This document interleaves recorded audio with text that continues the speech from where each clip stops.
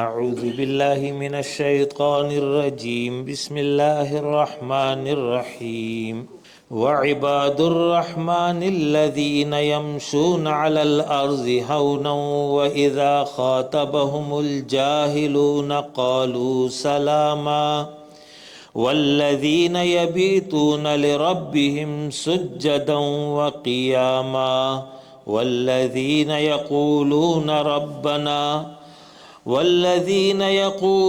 ربنا اصرف عنا عذاب جهنم إن عذابها كان غراما إنها ساءت مستقرا ومقاما والذين إذا أنفقوا لم يسرفوا ولم يقتروا وكان بين ذلك قواما والذين لا يدعون مع الله إلها آخر ولا يقتلون النفس التي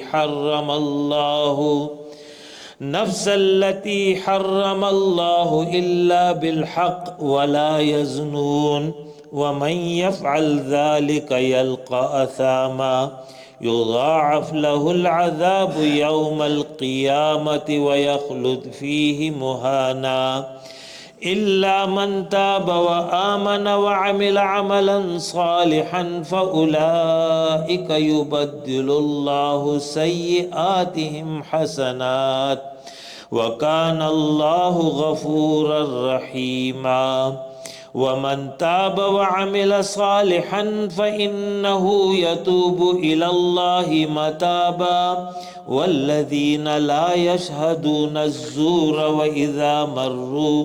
وإذا مروا باللغو مروا كراما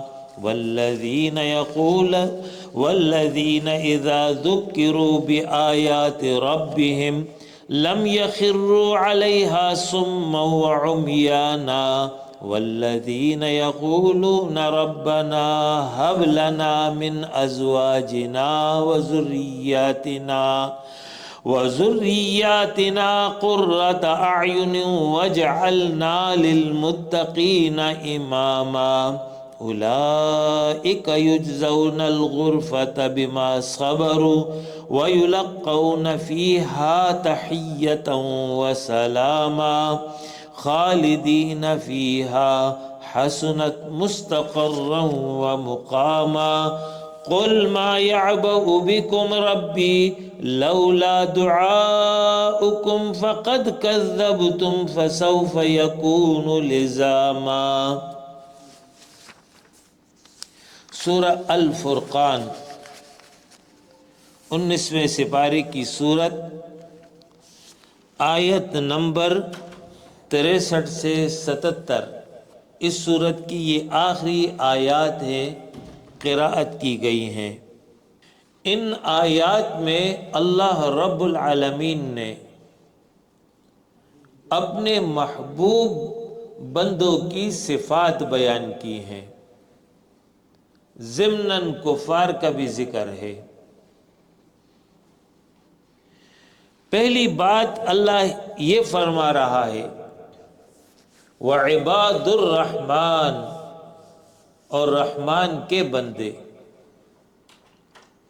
یوں تو سارے ہی انسان رحمان کے بندے ہیں، خواہ مؤمن ہو یا کافر، خواہ نیک و متقی ہو یا فاسق اور فاجر، سب کے سب اللہ ہی کی مخلوق ہے، تو پھر اللہ ہی کے بندے ہوئے۔ لیکن یہاں پر جو اللہ رب العالمین نے اپنی جانب نسبت کی ہے وہ اس معنی میں ہے کہ بندے تو سارے ہی میرے ہیں، لیکن میرے پسندیدہ، میرے چنیدہ، میرے محبوب بندے یہ ہیں۔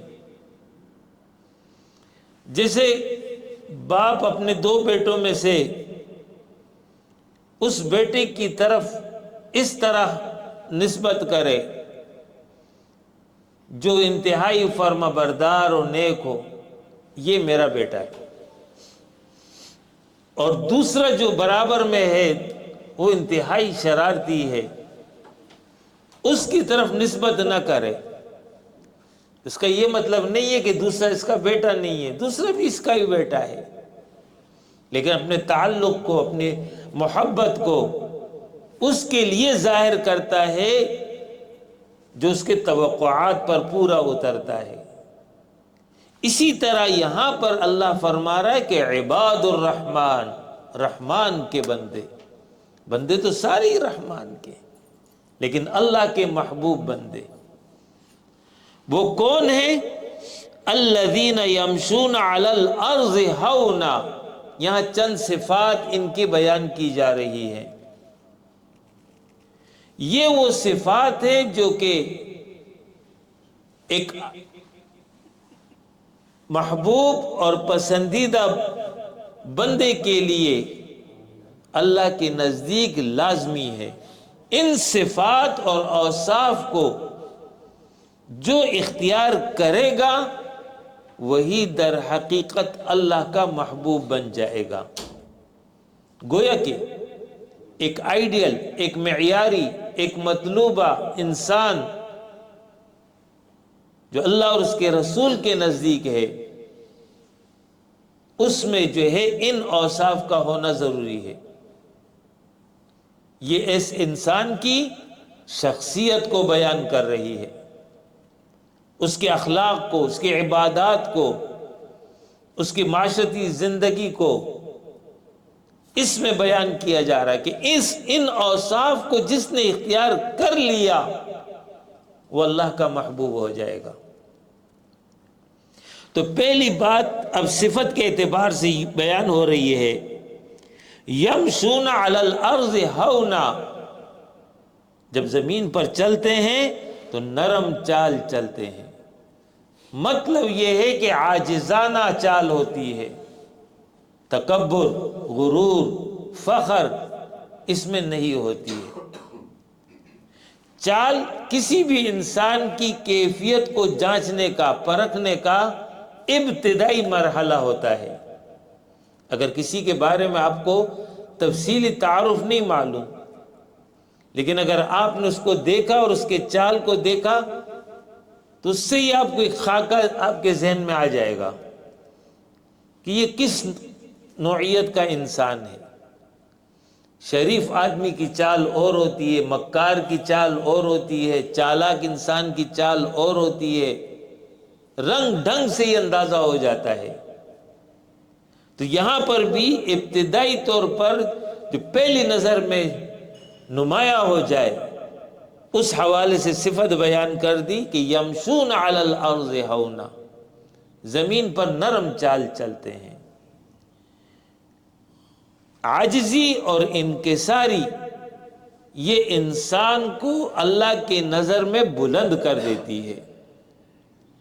انسان کے لیے سب سے بڑا مقام مقام عبودیت ہے، اس سے بڑھ کر دوسرا مقام نہیں ہے۔ یہی وجہ ہے کہ رسول اللہ صلی اللہ علیہ وسلم کا ذکر جب قرآن کرتا ہے کسی خاص اہم بات کے پس منظر میں، تو وہاں پر صفت عبدیت کو بیان کیا گیا ہے۔ تبارک الذی، بابرکت ہے وہ ذات، نزل الفرقان علی عبدہ، جس نے اتارا قرآن کو علی عبدہ، اپنے بندے پر۔ صفت عبدیت، قرآن کا نزول ایک بہت بڑی نعمت ہے اللہ کی جانب سے تمام عالم انسانیت کے لیے۔ یا ایھا الناس قد جاءتکم موعظۃ من ربکم وشفاء لما فی الصدور وہدی ورحمۃ للمؤمنین قل بفضل اللہ وبرحمتہ فبذلک فلیفرحوا ھو خیر مما یجمعون۔ قرآن نے خود اس کو ذکر کیا ہے کہ انسانوں تمہارے طرف، تمہارے رب کی طرف سے نصیحت آ گئی ہے جو ہدایت ہے، رحمت ہے ایمان والوں کے لیے۔ یہ سب کا سب اللہ کا فضل ہے، اس کی رحمت ہے جو اس نے تمہیں عطا کی ہے۔ بس اس عظیم رحمت اور فضل پر جو قرآن کی صورت میں ہے مومنوں کو خوش ہو جانا چاہیے. یہ ان چیزوں سے بہتر ہے جس کو لوگ جمع کرتے ہیں. تو قرآن کا نزول، قرآن کی آمد ایک بہت بڑا واقعہ ہے، بہت بڑی نعمت ہے. تو اس کا جب ذکر کیا تو صفت عبدیت کے ساتھ، نزل علی عبدہ، اپنے بندے پر قرآن کو نازل کیا. اسی طرح واقعہ معراج کا ذکر قرآن کرتا ہے تو وہاں پر بھی رسول اللہ صلی اللہ علیہ وسلم کی صفت عبدیت کو بیان کیا گیا. سبحان الذی اسری بعبدہ، پاک ہے وہ ذات جو لے گیا اپنے بندے کو راتوں رات. زمین سے آسمانوں کا سفر اور آسمانوں سے اوپر کا سفر تاریخ انسانی کا انوکھا اور منفرد واقعہ، جس کی نظیر نہ ماضی میں ہے اور نہ مستقبل میں ہے. یہ واقعہ ہوا ہے تو اس واقعے کے ضمن میں رسول اللہ صلی اللہ علیہ وسلم کا ذکر ہے تو صفت عبدیت کے ساتھ. تو صفت عبدیت ایک انسان کے لیے سب سے بڑا مقام ہے، اس سے بڑھ کر دوسرا کوئی مقام نہیں. لہذا جو انسان اللہ کے سامنے عاجزی اختیار کرتا ہے، تواضع اختیار کرتا ہے، بندگی اختیار کر لیتا ہے، وفادار، تابعدار، مخلص بن جاتا ہے، یہی انسان اللہ کا محبوب ترین بندوں میں شامل ہو جاتا ہے. تو اس لیے فرمایا ہونن، نرم چال، عاجزی کرنے والے، انکساری کرنے والے. اور رسول اللہ صلی اللہ علیہ وسلم نے فرمایا کہ جو اللہ کی رضا کی خاطر عاجزی دنیا کی زندگی میں اختیار کرے گا، اللہ اس کو دنیا میں بلند کر دے گا. لوگوں کے سامنے اگر عاجز بن کر کے رہے گا، تکبر نہ کرے، تو اللہ رب العالمین خود اس کو بلند کر دے گا، اس کو وہ مقام، وہ درجہ دے دے گا جس کے نتیجے میں لوگوں کے دلوں میں اس کی عظمت بیٹھ جائے گی. یہاں پر فرمایا ہونن، ایک ہے ہونن. ہونن عربی میں کہتے ہیں ذلت اور پستی کی کیفیت، اور ہونن کہتے ہیں عاجزی اور انکساری کی کیفیت.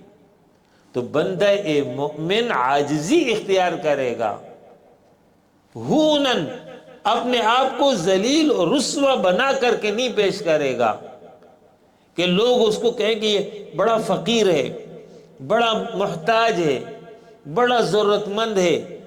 اس کیفیت میں نہیں رہے گا. سیدنا عمر رضی اللہ عنہ نے ایک نوجوان کو دیکھا کہ وہ بالکل مریل طریقے سے چلا آ رہا تھا. تو آپ نے قریب بلا کر پوچھا بیمار ہو؟ نہیں بیمار تو نہیں ہو. کوئی اور تکلیف ہے؟ نہیں کوئی اور تکلیف نہیں ہے. تو پھر یوں اس طرح کیسے چل رہے ہو؟ آئندہ دیکھا تو کوڑے سے ٹھیک کر دوں گا.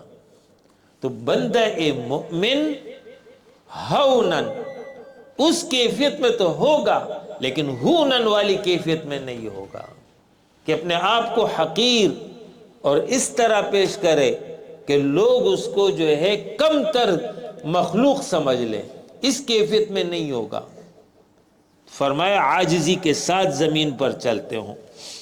دوسرا یہ کہ وَإِذَا خَاطَبَهُمُ الْجَاهِلُونَ قَالُوا سَلَامًا، اور جب ان سے جاہل مخاطب ہوتے ہیں تو جواب میں یہ ان کو سلام کہتے ہیں. جاہل سے مراد یہ نہیں ہے کہ کوئی ان پڑھ ہوگا، دیہاتی ہوگا، گنوار ہوگا، بلکہ جاہل سے مراد وہ ہے جو دین کا دشمن ہو، دین کا مخالف ہو، اللہ اور اس کے رسول کے احکام کا مخالف ہو. یہ انسان اگرچہ پی ایچ ڈی ہو لیکن اللہ کے نظر میں یہ جاہل ہے. اس لیے کہ جس نے اللہ کو نہیں پہچانا، جس نے اپنے آپ کو نہیں پہچانا، جس نے اپنی حقیقت کو نہ جانا، اس سے بڑا جاہل کون اور ہوگا؟ تو یہ مراد ہے. یہ جو ابو جہل کو ابو جہل کہتے ہیں تو اس معنی میں نہیں کہتے کہ وہ جو ہے انتہائی بے وقوف سادہ ناسمجھ انسان تھا. اگر ایسا ہوتا تو قوم کا سردار نہ ہوتا، قوم کو لیڈ کر رہا تھا، تو اس کا مطلب یہ ہے کہ انتہائی زیرک انسان تھا. لیکن پیغمبر نے اس کو ابو جہل کا لقب دیا. تو یہ جو ابو جہل اس کو کہا گیا ہے وہ اس معنی میں ہے کہ اس نے اپنے رب کو نہیں پہچانا، اس نے اسلام کو نہیں پہچانا. تو یہاں جاہل سے مراد وہ لوگ ہیں. اسی طرح جب کہتے ہیں قبل از اسلام زمانہ جاہلیت، اسلام سے قبل کے دور کو زمانہ جاہلیت کہتے ہیں. اسی طرح قرآن نے ذکر کیا الجاہلیت الاولی، پہلی والی جاہلیت.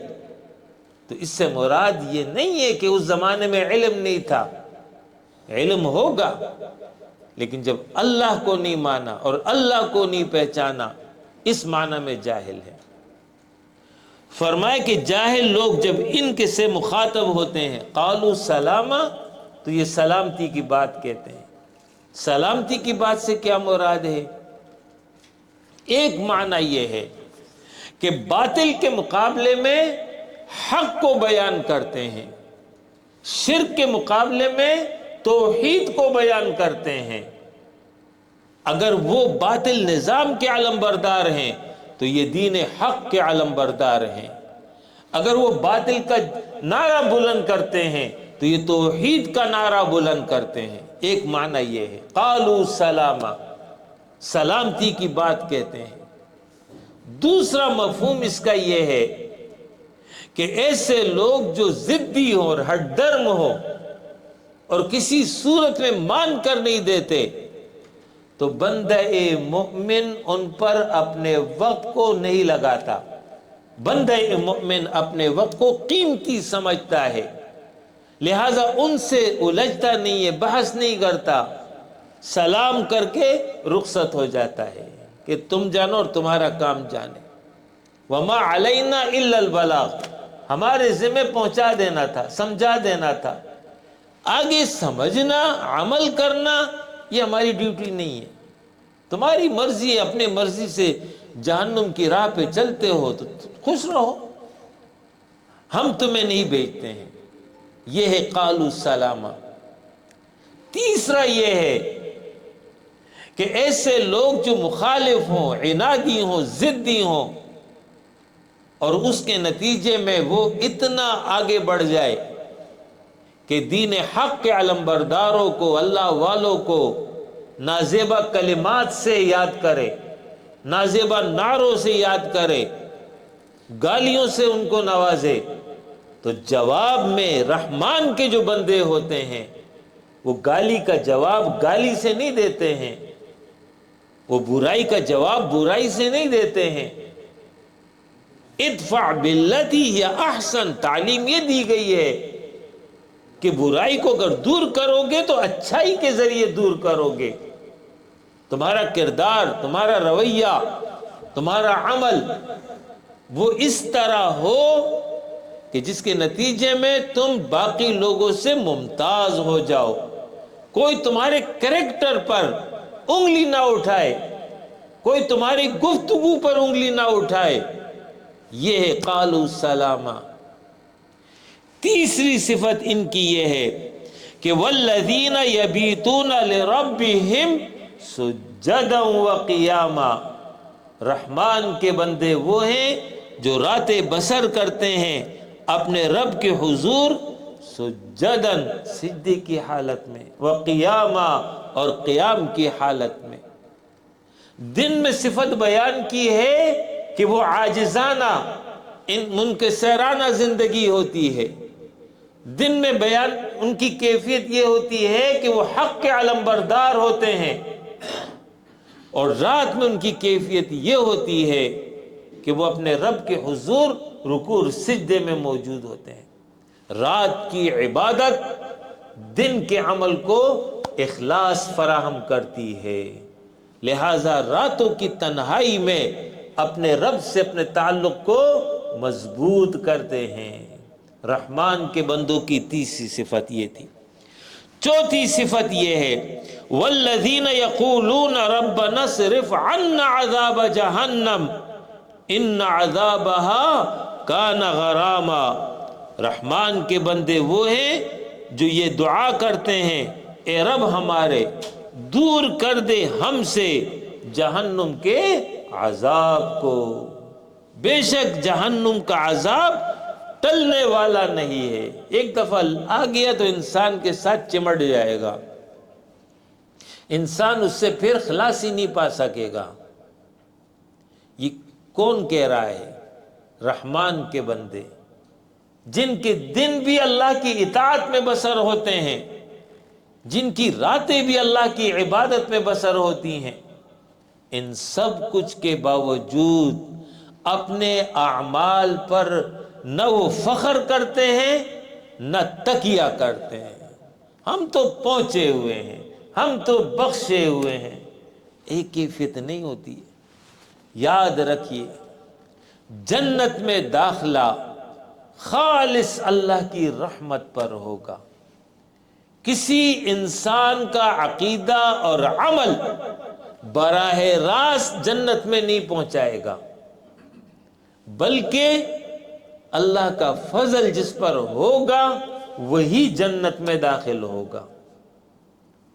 یہ بات جب رسول اللہ صلی اللہ علیہ وسلم نے ایک حدیث میں بیان کی، سیدہ عائشہ رضی اللہ عنہا نے دریافت کیا اللہ کے رسول کیا آپ بھی یعنی آپ پر بھی اللہ کا فضل ہوگا تو جنت میں جائیں گے؟ رسول اللہ صلی اللہ علیہ وسلم نے فرمایا کہ ہاں میں بھی، بغیر فضل الہی کے کوئی جنت میں نہیں جائے گا۔ یہ تو ہوگی پہلی بات۔ جنت میں داخل ہونے کے بعد جنت میں 100 درجات ہیں، 2 درجوں کے درمیان آسمان زمین جتنا فاصلہ ہے۔ ان درجات کا تعین انسان کا عمل کرے گا، جیسے عمل ہوگا اس کے مطابق درجہ ہوگا۔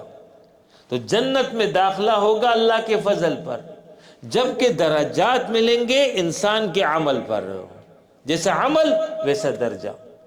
تو جتنے اچھے اعمال ہوں گے، جتنا وہاں پر میزان میں اعمال بھاری پڑ جائیں گے، اس اعتبار سے جو ہے درجہ متعین ہو جائے گا۔ تو یہاں پر رحمان کے بندے باوجود اس کے کہ نیک متقی پرہیزگار کی کیفیت میں ہیں، اپنے اعمال پر بھروسہ نہیں کرتے، بلکہ اللہ سے بخشش کی دعا کرتے ہیں، جہنم سے پناہ طلب کرتے ہیں۔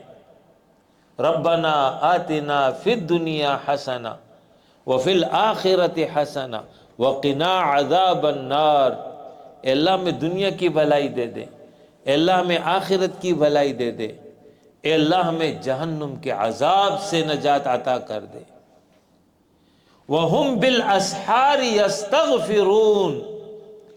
سورہ آل عمران میں متقین کی صفت قرآن نے بیان کی، اسی ضمن میں اللہ فرما رہا ہے کہ متقین کی صفت ایک یہ ہے کہ بالاسحار، سحری کے وقت جب رکوع اور سجدے میں ہوتے ہیں، اپنے رب سے مناجات کر رہے ہوتے ہیں، اس وقت وہ کہتے ہیں یستغفرون، اے اللہ معاف کر دے، اے اللہ بخشش کر دے، اے اللہ جہنم سے نجات دے دے۔ اس طریقے سے اللہ کے ساتھ ان کا تعلق ہوتا ہے۔ یہ کیفیت ایک انسان کے دل میں ایک جانب اللہ کی عظمت بٹھاتی ہے، اس کا خوف دل میں پیدا کرتی ہے، دوسری جانب انسان کو چکنا اور بیدار رکھتی ہے کہ کہیں ایسا نہ ہو کہ عمل تو میرا بہت اچھا ہے، شیطان مجھے ورغلا کر کے ان اعمال کی بنیاد پر الٹا مجھے مطمئن کر دے اور آئندہ کے لیے مزید عبدیت سے میں رک جاؤں، بس میرے لیے کافی ہے۔ حج کر لیا، اب کیا رہ گیا ہے؟ گناہ تو سارے پچھلے معاف ہو گئے ہیں۔ رمضان میں اللہ کی اتنی عبادت کر لی، آئندہ 2 سال کے لیے بھی کافی ہیں۔ یوم عرفہ کا روزہ تو رکھ ہی لیا، 1 سال پچھلے اور 1 سال اگلے گناہ معاف کر دیے ہیں، اور کیا چاہیے؟ نہیں نہیں نہیں نہیں نہیں، موت تک عبدیت۔ وَاعْبُدْ رَبَّكَ حَتَّى يَأْتِيَكَ الْيَقِينُ، اپنے رب کی عبادت کرو گے یہاں تک کہ تجھے موت آ جائے۔ یقین سے مراد موت ہے، عبدیت موت تک مطلوب ہے۔ وَلَا تَمُوتُنَّ إِلَّا وَأَنْتُمْ مُسْلِمُونَ، تم کو موت نہ آئے مگر اس حال میں کہ تم رب کے وفادار، تابعدار، مخلص ہوگے۔ لہذا رحمان کے بندے وہ جو ہے جہنم سے پناہ طلب کرتے ہیں۔ 5 اس کے بارے میں مزید فرمایا، یہ جہنم ہے کیا؟ انہا ساعت مستقرا و مقاما، بلا شبہ یہ جہنم ٹھہرنے کے اعتبار سے اور رہنے کے اعتبار سے انتہائی بری جگہ ہے۔ ٹھہرنا یہ ہے عارضی طور پر کوئی ٹھہر جائے، کوئی 1 گھنٹے کے لیے 2 گھنٹے کے لیے سٹے کر لے کسی مقام پر، اور رہنا یہ ہے کہ 10 سال ہو 20 سال ہو جب تک رہنا چاہے۔ تو جہنم ٹھہرنے کے اعتبار سے بھی بری جگہ ہے، تو رہنے کے اعتبار سے تو خود بخود بری جگہ ہے۔ کوئی وہاں پر سہولت کے ساتھ زندگی نہیں گزار سکتا، وہاں نہ موت آئے گی نہ زندگی میں انسان رہے گا۔ وَالَّذِينَ إِذَا أَنفَقُوا لَمْ يُسْرِفُوا وَلَمْ يَقْتُرُوا وَكَانَ بَيْنَ ذَلِكَ قَوَامًا، رحمان کے بندوں کی صفت، 5ویں صفت بیان ہو رہی ہے کہ جب یہ خرچ کرتے ہیں تو نہ یہ اسراف کرتے ہیں نہ یہ بخل کرتے ہیں۔ وَكَانَ بَيْنَ ذَلِكَ قَوَامًا، اور ان کا خرچ ان دونوں انتہاؤں کے درمیان اعتدال کی حالت میں ہوتا ہے۔ اسراف کہتے ہیں حد سے زیادہ خرچ کرنا۔ مثال کے طور پر ضرورت 60 روپے میں پوری ہو رہی ہے تو چلو 80 روپے میں آدمی کام چلا لے، کوئی بات نہیں، 10 15 20 آگے پیچھے ہو جاتا ہے۔ لیکن جہاں پر 60 80 روپے میں کام چل سکتا ہے وہاں پر وہ 1000 روپے لگا دیتا ہے، وہاں 2000 روپے لگا دیتا ہے۔ اس کو کہتے ہیں عیاشی، مال کی بربادی۔ یہ مال بھی اللہ کی نعمت ہے۔ لَتُسْأَلُنَّ يَوْمَئِذٍ عَنِ النَّعِيمِ، ایک ایک نعمت کے بارے میں اللہ سوال کرے گا، کہاں برباد کیا، کہاں ضائع کیا۔ تو اسراف نہیں کرتے، حد سے تجاوز نہیں کرتے ہیں، جائز جگہ پر خرچ کرتے ہیں لیکن حد کے اندر رہتے ہوئے۔ دوسرا یہ ہے کہ اسراف گناہ کے کام میں 1 روپیہ بھی کوئی خرچ کرے گا یہ اسراف ہوگا۔ گناہ اور معصیت و نافرمانی کا سبب جو بھی روپیہ بنے گا وہ اسراف ہے۔ تو فرمایا کہ اسراف نہیں کرتے، اور نہ ہی یہ بخل کرتے ہیں۔ بخل یہ کہ جتنی اس کی ضرورت ہے، اس کے گھر والوں کی ضرورت ہے، وہ پوری کر کے نہیں دیتا ہے۔ مثال کے طور پر یہی 60 روپے اس کی ضرورت تھی کہ جس میں گھر کی ضرورت پوری ہو جائے، وہ وہاں پر 20 روپے میں کام چلا دیتا ہے، 10 روپے میں کام چلانے کی کوشش کرتا ہے، بچوں کو جو ہے اچھی طریقے سے اچھی کیفیت میں نہیں رکھتا ہے۔ تو یہ جو بخل والی کیفیت ہے یہ انسان کو دنیا کی محبت میں مبتلا کر دیتی ہے، اللہ سے لا تعلق کر دیتی ہے۔ تو فرمایا رحمان کے بندے نہ اسراف کرتے ہیں نہ بخل کرتے ہیں، اعتدال کی حالت میں رہتے ہیں۔ اور جو شخص اعتدال کے ساتھ خرچ کرتا ہے وہ کبھی معاشی تنگیوں میں مبتلا نہیں ہوتا ہے، کبھی قرضوں کے بوجھ تلے نہیں آتا ہے۔ یہ جو اکثر ہم جو معاشی پریشانیوں میں مبتلا ہوتے ہیں، قرضوں میں ڈوب جاتے ہیں، اس کے اسباب میں ایک اہم سبب یہ ہے کہ جس وقت ہمارے پاس مال ہوتا ہے ہم اس وقت اس کی قدر نہیں کرتے ہیں، اور اس کو بے جا ضائع کر دیتے ہیں۔ شادی کا موقع آئے گا 10 جوڑے بن جائیں گے، فضول لغویات میں خرچ کر دیں گے، اسراف حد سے زیادہ برباد کر دیں گے۔ اس کے لیے اگر قرض بھی لینا پڑ جائے تو قرض لے لیں گے۔ تقریب اچھی ہونی چاہیے، لوگوں میں واہ واہ ہونی چاہیے، پھر بعد میں جو ہے 5 سال 10 سال کمیٹیاں ڈال ڈال ڈال کر کے اس بوجھ سے نکلنے کی کوشش کرتے ہیں۔ تو یہ طریقہ جو ہے رحمان کے بندوں کا نہیں ہے۔ خرچ کرتے ہیں اعتدال کی حالت پر۔ والذین لا يدعون مع اللہ الہا آخر، رحمان کے بندے وہ ہیں جو اللہ کے ساتھ کسی اور الہ کو نہیں پکارتے۔ اس آیت میں 3 گناہوں کا ذکر ہے۔ پہلا یہ شرک، اس کے بعد ہے قتل، اس کے بعد ہے زنا۔ قرآن کی یہ آیت جس پس منظر میں نازل ہوئی ہے، اس وقت عرب معاشرے میں یہ 3 بڑی برائیاں تھی جو عام تھی۔ لوگ شرک میں مبتلا تھے، قتل ان کے ہاں کوئی مسئلہ ہی نہیں تھا، چھوٹی سی بات ہوتی تھی اور اس کے نتیجے میں تلواریں چل پڑتی تھی۔ کسی ایک قبیلے کا بندہ مر گیا تو دوسرا بندہ اس قبیلے کے کسی بھی بندے کو مار کر کے سکور پوائنٹ کرے گا کہ تمہارا ایک تو ہمارا بھی ایک، تم نے ہمارے 2 کو مارا تو ہم بھی تمہارے 2 کو ماریں گے۔ اس کے نتیجے میں ایک سلسلہ چل پڑتا۔ اسی طریقے سے اور بہت سارے جرم ہوتے تھے اس کے نتیجے میں۔ تیسرا زنا، ان کے ہاں کوئی عیب ہی نہیں تھا، جیسے آج مغرب کے ہاں عیب نہیں ہے۔ تو قرآن نے ان 3 گناہوں کا ذکر کیا ہے کہ رحمان کے بندے ان تمام گناہوں سے پاک رہتے ہیں۔ تو فرمایا والذین لا يدعون مع اللہ الہا آخر، رحمان کے بندے اللہ کے ساتھ کسی اور کو نہیں پکارتے۔ دعا ایک اللہ سے کرو گے، اللہ کے ماں سوا کسی اور سے دعا نہیں کرو گے۔ وقال ربکم ادعونی استجب لکم، تیرے رب نے کہا مجھے پکارو میں تمہاری پکار کو سنوں گا۔ وَإِذَا سَأَلَكَ عِبَادِ عَنِّي فَإِنِّي قَرِيب، صحابہ نے پوچھا اللہ کے رسول اللہ قریب ہے یا دور؟ اگر قریب ہے تم چپ کے دعا کر لیں، دور ہے تو ہم اپنی جتنی بھی ممکن ہے چیخیں گے، اللہ تک اپنی آواز کو پہنچانے کی کوشش کریں گے۔ اللہ کو یہ بات بڑی پسند آئی، اللہ نے قرآن کی آیت اتار دی، تجھ سے میرے بندے میرے بارے میں پوچھتے ہیں کہ میں دور ہوں یا قریب۔ اللہ براہ راست بندوں سے مخاطب ہو گیا، فَإِنِّي قریب، اے بندے میں تیرے قریب ہوں، اجیب دعوت الداعی، پکارنے والی کی پکار کا جواب دیتا ہوں۔ کب؟ اذا دعانی، جب وہ مجھے پکارے۔ بندہ پکار کر تو دیکھے نا، رب کی طرف آ کر کے تو دیکھے۔ بندہ 1 قدم چلتا ہے اللہ 2 قدم چل کر آتا ہے، بندہ چل کر جاتا ہے اللہ دوڑ کر اس کے قریب آ جاتا ہے۔ وہ شہرت سے زیادہ قریب ہے، وہ ہر ایک کی سنتا ہے۔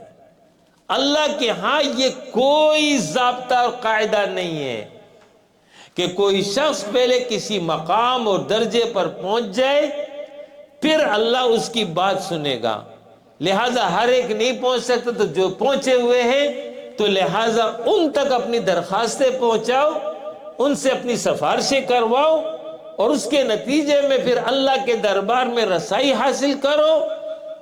قرآن نے اس کی تردید کی ہے، اور جو شرک مشرکین کرتے تھے اس کی جو وجہ وہ بیان کرتے تھے، وہ وجہ یہی بیان کرتے تھے، ہم بڑے گناہ گار ہیں، ہم نافرمان ہیں، ہم اللہ تک کیسے پہنچ سکتے ہیں؟ لہٰذا ہم یہ جو نیک لوگ ہیں جو دنیا سے چلے گئے ہیں، ہم نے ان کی مورتیاں بنا لی ہیں، یہ گویا کہ قبلہ ہے، جیسے ہم قبلے کی طرف رخ کر کے نماز پڑھتے ہیں، نماز ہم اللہ کے لیے پڑھتے ہیں لیکن رخ ہمارا قبلے کی طرف ہوتا ہے۔ تو اسی طرح یہ جو مشرکین ہیں جو بتوں کو سجدہ کرتے ہیں، تو یہ سمجھتے ہیں کہ یہ بت تو کچھ بھی نہیں ہے، لیکن یہ ایک علامت ہے، اصل وہ پیر ہے، وہ ولی ہے، وہ پیغمبر ہے، وہ فرشتہ ہے جو غائب ہے، یہ اس کی علامت ہے، تو ہم اس طریقے سے علامتی طور پر ان کے سامنے یہ عمل کر رہے ہیں، حقیقت میں ہم اس کی کر رہے ہوتے ہیں۔ اور یہ ہم عبادت کیوں کرتے ہیں؟ لِيُقَرِّبُونَ إِلَى اللَّهِ زُلْفَى، تاکہ اس کے ذریعے ہم اللہ کے قریب ہو جائیں۔ ہم خود قریب نہیں ہو سکتے، ہم ان کے ذریعے اللہ کے قریب ہو جاتے ہیں۔ ھذا شفعاؤنا عند اللہ، یہ ہمارے سفارشی ہیں اللہ کے ہاں۔ تو قرآن نے اس کی تردید کر دی کہ کسی وسیلے کی، کسی بھی واسطے کی ضرورت نہیں ہے، اللہ ہر ایک کی سنتا ہے، ہر جگہ سنتا ہے، ہر وقت سنتا ہے، شرط یہ کہ انسان اس کو پکار لے۔ تو فرمایا اللہ کے ساتھ کسی اور کو نہیں پکارتے، شرک سے دور رہتے ہیں۔ وَلَا يَقْتُلُونَ النَّفْسَ الَّتِي حَرَّمَ اللَّهُ إِلَّا بِالْحَقِّ، اور قتل نہیں کرتے کسی جان کو جس کے قتل کو اللہ نے حرام قرار دیا ہو۔ یہ قتل و غارت گری وہاں پر تھی، آج ہمارے معاشرے میں بھی موجود ہے۔ یہ ناجائز ہے، حرام ہے۔ ہاں قتل بالحق جائز ہے۔ قتل بالحق کی صورت، کسی کو ظلماً قتل کر دیا گیا تو جواباً قصاصاً بذریعہ عدالت بدلہ لیا جا سکتا ہے، یہ قتل بالحق ہے۔ اسی طرح کوئی اپنی جان کو بچاتے ہوئے، اپنی عزت کو بچاتے ہوئے، اپنے مال کو بچاتے ہوئے ڈاکو پر، چور پر وار کرتا ہے اور اس کے نتیجے میں وہ مر جاتا ہے، یہ قتل بالحق ہے۔ تیسرا یہ ہے میدان جہاد میں کفار سے لڑتے ہوئے کفار کو قتل کر دیتا ہے، یہ قتل بالحق ہے۔ چوتھا یہ ہے کہ ایک شخص دین اسلام چھوڑ کر کے کفر کی طرف چل جاتا ہے، مرتد ہو جاتا ہے، تو عدالت کے ذریعے اس کا قتل کرنا یہ قتل بالحق ہے۔ خود نہیں قتل کرے گا، خود ہاتھ میں جو ہے قانون نہیں لے گا، ہاں عدالت کے ذریعے یہ کارروائی کرے گا، یہ قتل بالحق ہے۔ اس کے علاوہ بلا سبب، بلا وجہ، تعصب کی بنیاد پر یا رنگ و نسل کی بنیاد پر یا دنیاوی اغراض کی بنیاد پر یا کسی شخصیت میں کی محبت میں مبتلا ہو کر کے کسی کو قتل کرنا، جذبات میں آ کر قتل کرنا، یہ بہت بڑا سنگین جرم ہے۔ قرآن میں تو الفاظ یہ کہ ہمیشہ کے لیے جہنمی ہوگا، یہ گویا کہ ایک تنبیہ ہے، ایک وعید ہے۔ تیسرا یہ کہ ولا یزنون، زنا نہیں کرتے، بے حیائی کے کاموں کے قریب نہیں جاتے ہیں۔ ومن یفعل ذلک یلقى اثاما، اور جو کوئی ایسے کام کرے گا ان کی سزا پا کر کے رہے گا، پھر قیامت میں سزا بھگتے گا۔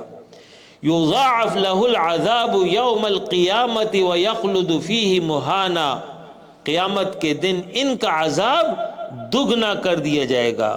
دگنا کا مطلب یہ ہے کہ عذاب کے درمیان وقفہ نہیں آئے گا، تسلسل کے ساتھ ایک کے بعد دوسرا، دوسرے کے بعد تیسرا، تیسرے کے بعد چوتھا، ایک سلسلہ عذاب ہوگا جو چلتا رہے گا۔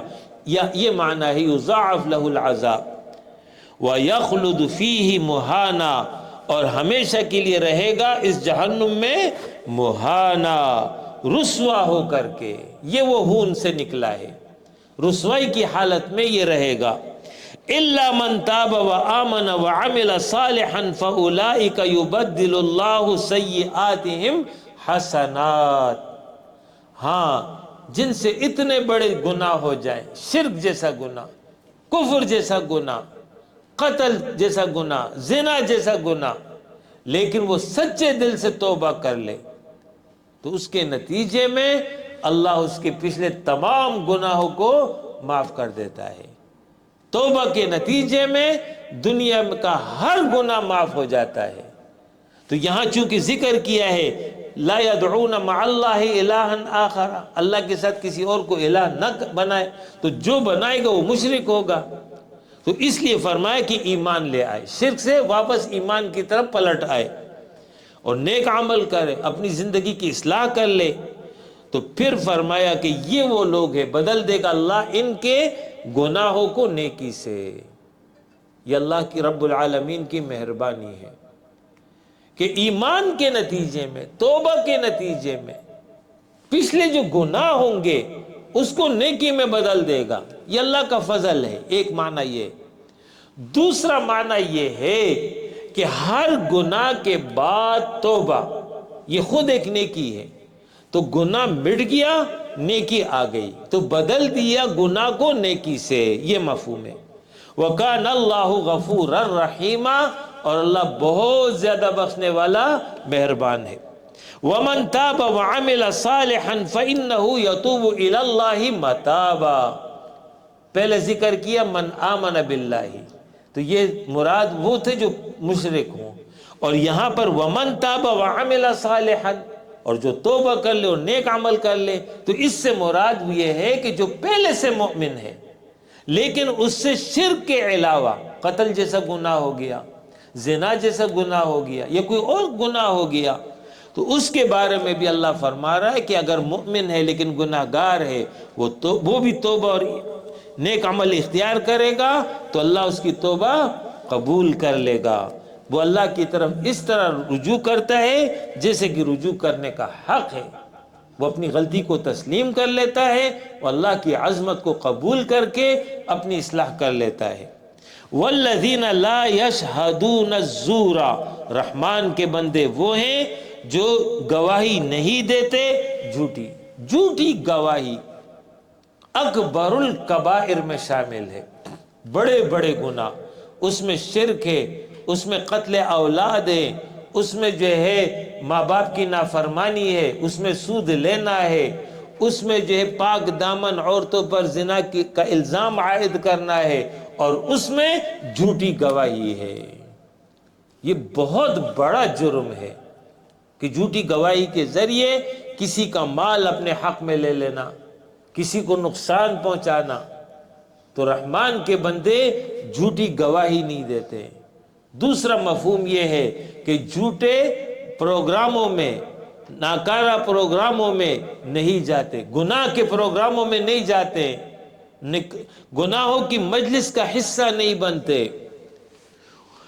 وَإِذَا مَرُّوا بِاللَّغْوِ مَرُّوا كِرَامًا، اور رحمان کے بندے جب کسی لغو کام پر ان کا گزر ہو جائے، مروا کراما، شریفانہ طریقے سے گزر جاتے ہیں۔ مطلب یہ ہے کہ رحمان کے بندے گناہ سے تو دور رہتے ہیں، لیکن اگر کسی جگہ پر گناہ کی مجلس لگی ہوئی ہے اور ان کو وہاں سے گزرنا پڑ جائے، وہی ایک راستہ ہے، اسی راستے سے جانا ہے، تو یہ تماش بین نہیں بنتے کہ چلو کچھ ہم بھی دیکھ لیں، بلکہ وہ اپنے اوقات کی قدر کرتے ہیں، اپنے لمحات کی قدر کرتے ہیں، وہ اس لغو کام کا، فضول کاموں کا، لا یعنی کاموں کا، وقت کو برباد کر دینے کے کاموں کا، ان مجالس کا حصہ نہیں بنتے، بلکہ وہاں سے گزر جاتے ہیں۔ جیسے کسی جگہ پر گٹر کھلا ہو اور بدبو آ رہی ہو، تو جو شریف آدمی ہوگا، نفیس آدمی ہوگا، اگر اس کو اسی راستے سے گزرنا ہے تو وہاں سے گزرتے ہوئے وہ کھڑا نہیں ہو جائے گا، بلکہ سر نیچے کرے گا، ہاتھ میں اگر رومال ہے تو رومال کو ناک پر رکھ کر کے تیزی سے گزر جائے گا، اور رومال نہیں ہو تو ہاتھ ہی رکھ کر کے گزر جائے گا۔ اسی طریقے سے رحمان کے بندے گناہ کی مجلس کا حصہ نہیں بنتے، گزرنا پڑ جائے شریفانہ طریقے سے گزر جاتے ہیں۔